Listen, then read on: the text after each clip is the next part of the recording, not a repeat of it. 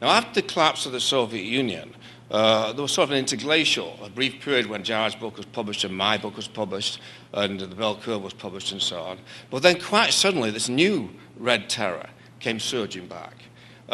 Orders of magnitude worse than McCarthyism, but run by the same people, the same sorts of people. I no longer believe, I used to believe, have elaborate, when I was younger, in a sort of elaborate social psychological theories as to how this happened. And Joe Soburn, who I'm sure many of you remember, used to have this concept of the hive, that all liberals think the same thing at the same time because there's kind of a collective mindset about them. But I now think it's all a damn conspiracy.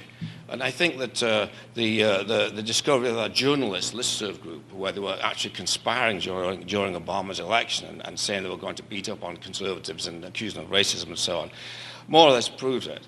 We don't announce, for example, when, as Jared will tell you, it's much harder for us to get onto radio than it used to be.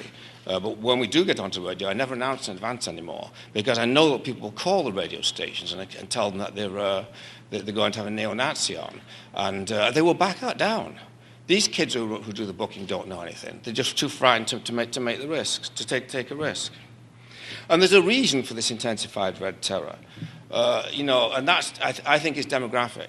They know that they're very close to a tipping point. They're very close to getting a non-white majority in the US. Already a majority of children in the US are non-white. And when that happened, by the way, the editor at Market Watch told me that he had 15 people come into his office or email and tell him not to let me write about that. Not that I'd ever written about political issues for Market Watch, but they knew about me from the attacks by the SPLC and so on. And their reaction is they want to encourage it. They want to see suppression of alternative points of view. They know they're very close to victory. They know, but they know it could easily be stopped. It could be reversed. It could be finessed in various ways. People could wake up. Americans could wake up as to what's going on. So they're essentially, it's essential to them that they keep this out. They keep white consciousness suppressed and keep Americans generally divided. It's no longer a conspiracy. It's actually a lynch mob.